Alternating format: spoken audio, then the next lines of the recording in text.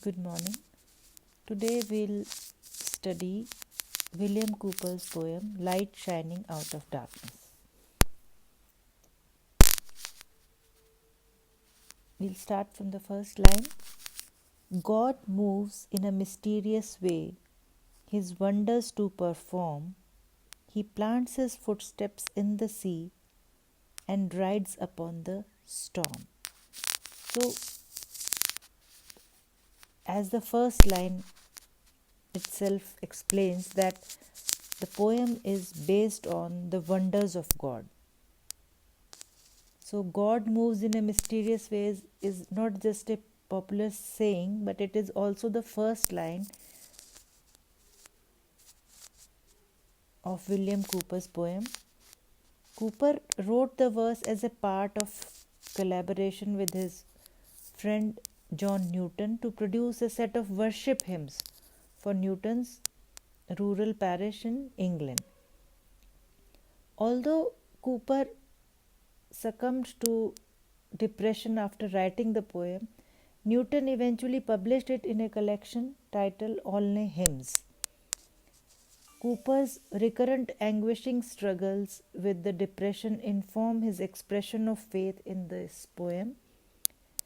So, to start with, we can see that the poem comprises of 6 stanzas and each stanza contains 4 lines. And we can see that Cooper has drawn his inspiration from the Bible for some of the imagery in his poem. God moves in a mysterious way, his wonders to perform. So, what Cooper wants to say is that God carries his plan in the ways, and it is the vision and idea of God. He does all his things in his own way. He is so powerful that he has his own ideas. So the first stanza refers to the storms and acknowledges that God's ways can seem inexplicable, therefore addressing an implied question. How can we reconcile human suffering with the promise of God's good providence? That God's ways far exceed human comprehension and emerges from the imagery in the next line. He plants his footsteps in the sea, in which God's course is compared to indiscernible steps in the sea. This imagery can also be understood along with the next line, that is, and rides upon the storm. It is a metaphorical demonstration of God's power to overcome raging storms and seas. Deep in unfathomable minds of never failing skill, he treasures up his bright designs and works his sovereign will. So then in the second stanza, Cooper figures God's ways or designs as priceless treasures that are concealed in unfathomable minds. Unfathomable means that cannot be touched, that cannot be reached.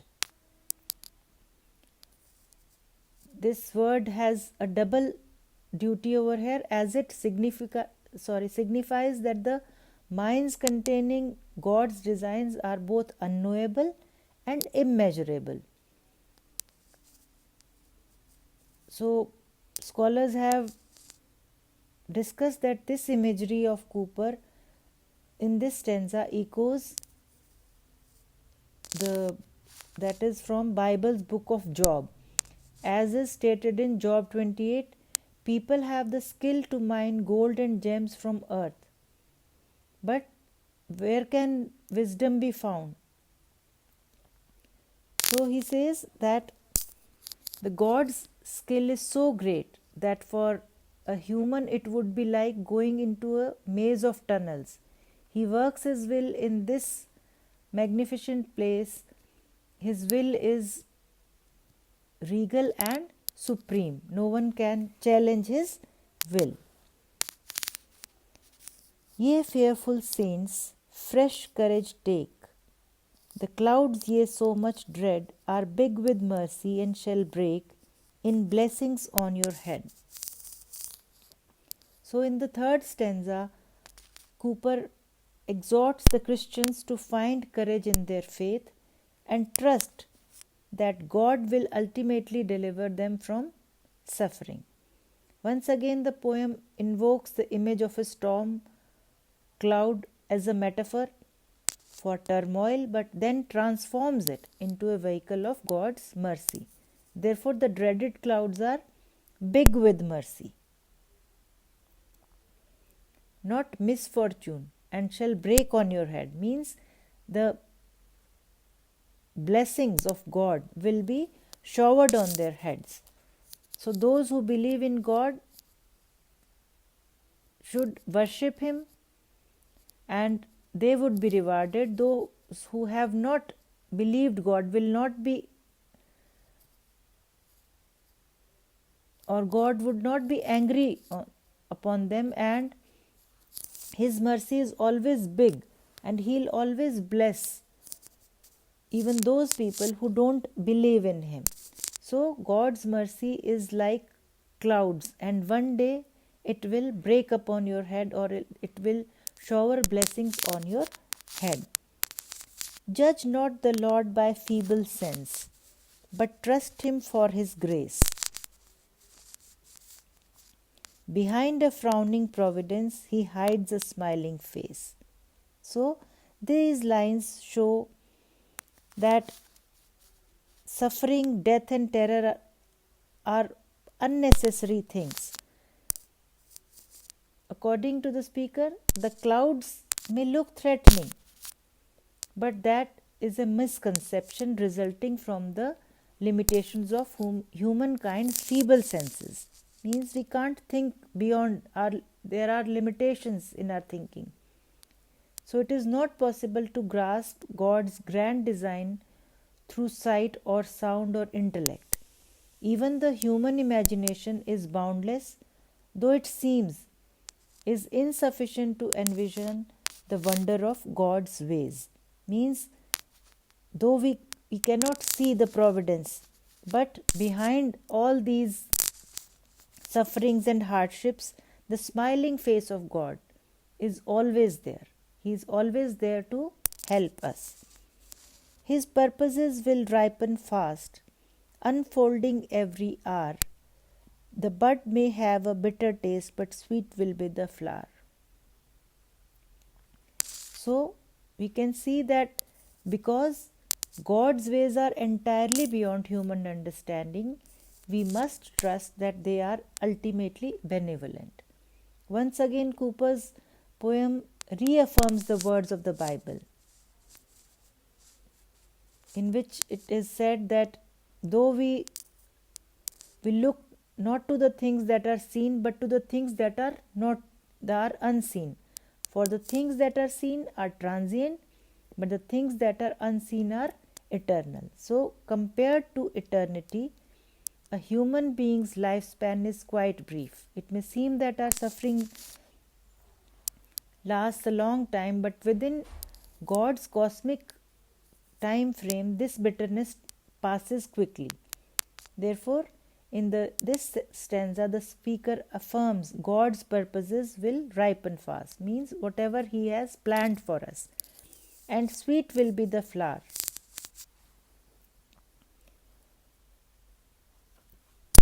For those who believe in God's grace, their reward or sweet flower. What is the reward? The sweet flower is eternal life in God's heavenly kingdom.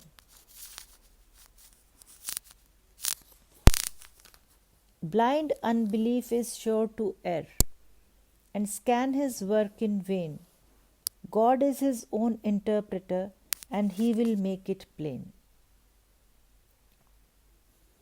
The speaker here warns that blind unbelief is sure to err, means that God's ultimate play is way too superior and sophisticated for our human brains to understand, because we are hopelessly blind with respect to God's mysterious work. It is only through belief in God's benevolence that we can experience it. In the poem's final two lines, the speaker reiterates that God alone comprehends his sovereign plan, and he will reveal it in due time. We can see through this poem that William Cooper has experienced great deal of miseries in own life, and maybe he has questioned God's ways, and after much thinking and experience, he has come to this end that God is very benevolent, and he even blesses those who don't believe in him.